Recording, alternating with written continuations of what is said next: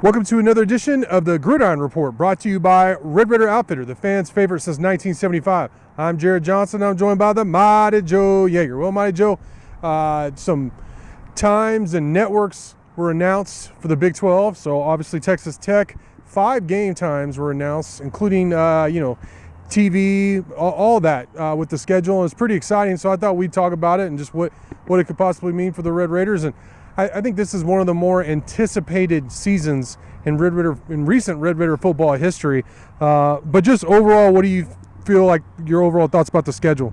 Yeah, well, I mean, all 5 of those games are basically primetime games. Yeah. 6 or 6:30 starts. And that's a good sign. It recognizes, it shows that the networks recognize the fact that this Texas Tech football team should be pretty darn good. Yeah. You generally don't schedule scrubs and cellar dwellers and nobodies to play at 6:30, those primetime slots. You want good teams and helmet schools is basically what you're looking for. So clearly these people recognize what Texas Tech may have here, and they sense the excitement that surrounds this team, and Tech should be a nationally relevant sort of a football team, and I would think should be in the polls for most of the season, if not the entire season. Yeah, that's exciting too. And yeah, they start off on the road at Wyoming. It's Saturday, September 2nd. It's a 6:30 kickoff time, like you mentioned. It's on CBS. Yeah. The Red Raider fans are going to show out. Yeah. And a lot of the hotels, there's still some available in Laramie, but slim pickings already, because I think that's the signal that Texas Tech fans also realize that this could be a really special season. And another thing interesting about a couple other things interesting about that Wyoming game. One, Wyoming's a pretty good program. Now, Tech should be favored big. They should win. But, they go to bowl games. They have success. And they produce, some pretty good NFL talent here and there. And the elevation, it's one of the highest elevations in terms of Division I football programs for a stadium. And then the stadium's really small. I don't know if you looked at it, but the capacity is like 25,000 or something like that. That's one of the smaller Division I football stadiums that I've come across, my Joe. Yeah, and if it's filled up, that'll probably be the second biggest city in all of Wyoming, right there. It's a sparsely populated state. It's the lowest population of any state in the union. Is that right? Yeah, and it's not. I mean, it's geographically, it's pretty good size. Yeah. So it's spread out. There's not much population density. That game is no gimme. No. And Tech, I believe, overall actually has a losing record against Wyoming. It's something like 1-2 or 1-3 or something like that. So it's they're going to be tough. They're going to come out ready to play. Interesting, that Texas Tech fans are heading out there, man, because flights to Laramie, Wyoming from Texas can't be all that cheap. Right. You're going to have to take some little spur that's going to double your fare or something like that. So, hats off to the people that are willing to shell out. Hope you have a good time. I'd like to be there too. Yeah, and I might be there. I'm planning on being there, and it's a 10-hour drive, so I think that's probably what I'm going to do is drive through Colorado. From Lubbock, it's 10-hour drive, 10.5-hour drive, which isn't bad. I've done worse to cover Texas Tech football, especially going through that beautiful country of Colorado and then Wyoming. Next game is Oregon, and that's the home opener. The stadium, or at least the new field and all that stuff is expected to be done. I don't know about the whole south end zone itself being done, but the actual field is supposed to be done. And Oregon obviously is one of the top or most recognizable programs. Of course, Nike is a big sponsor, and Phil Knight, the founder of Nike's from there. I think he started selling Nikes out of the trunk of his car there on campus at Oregon. So they have all that comes with them. Tim DeRuyter, defensive coordinator for Texas Tech, was previously the defensive coordinator there. Obviously Tyler Shuck. This is a big game in terms of, I think, how the country is going to perceive Texas Tech, because after that it's Tarleton State. But Oregon is at 6 o'clock, and that's on Fox. Yeah, I think you could say that maybe outside of Southern Cal, Oregon is the most prominent program out west. Yeah. I'm talking about west of the plains, west of Oklahoma, West Texas. That would be a feather in the cap. And again, Tech has a losing record historically against Oregon. Again, something like 1-2 or something like that. Tech was losing to them when Oregon wasn't worth a crap. Yeah. And that was during Spike's years. They lost a couple back-to-back to them in the early 90s, and that really ticked me off. And I'm still a little bit sore about this, so I'm looking for some payback on this one.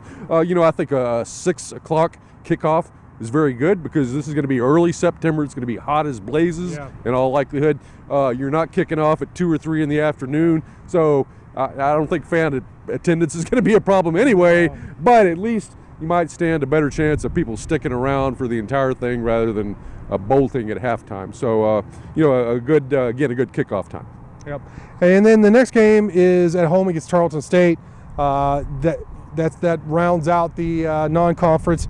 That game is at 6 p.m. as well. That's ESPN Plus, which makes sense. Tech should roll in that game, of course. And then there's 2 Big 12 games that the times have been announced for, and that's a Thursday game against TCU. That's also at home. That is a 6 p.m. kickoff, and that is also on Fox. Or no, excuse me, that's on FS1, the game against TCU. But I said Fox. That reminds me of the Fox game. I think 2013, Kingsbury's first year, Texas Tech TCU, and that was a really wild game for a number of reasons. Ugly game though, I think DeAndre, what's his name? The running back dropped the ball before the end zone. DeAndre Washington, yeah. Dre dropped the ball before he got to the end zone. So many kind of quirky plays, but Texas Tech came out on top.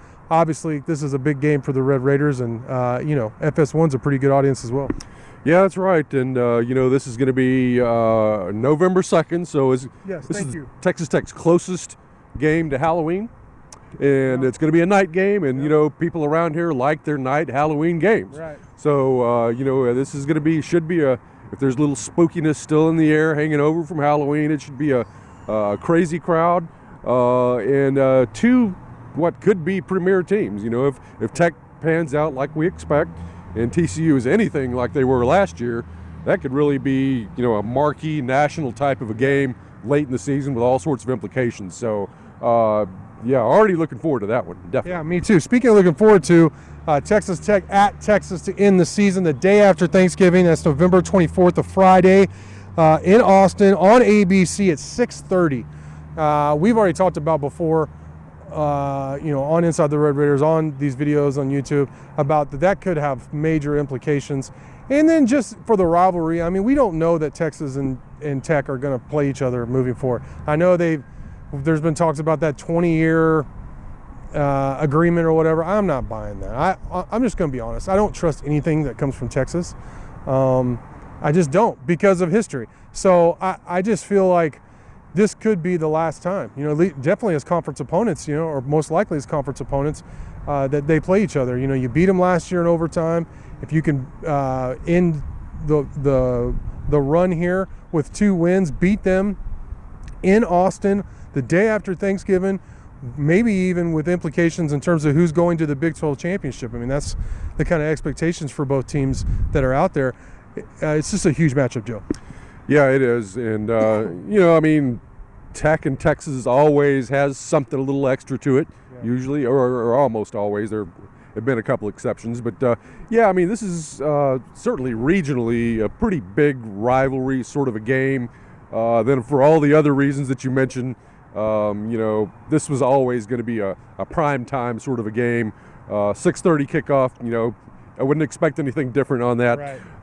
And could be a huge win. If Tech were to win that game, that would be 3 out of 5 wins in Austin. Wow. To finish off the series, if it finishes off here. So a nice little feather in the cap, too. After a long, dry spell where nothing but misery down in Austin, it'd be a good way to end it. Indeed, and that's a good way to end this show. I'm really excited about the schedule. I'm glad that the TV execs or whoever that make those decisions see it the same way we do. Secret is out. Texas Tech is expecting a special season, and these are some great times on some big stages for them next year already with these 5 games announced. The rest of the games, of course, will be announced like 2 weeks in most cases ahead of the time as TV execs figure out that schedule. But exciting times here in Raiderland. But for now, Monty Joe, great stuff as always. Thank you for watching, and until next time.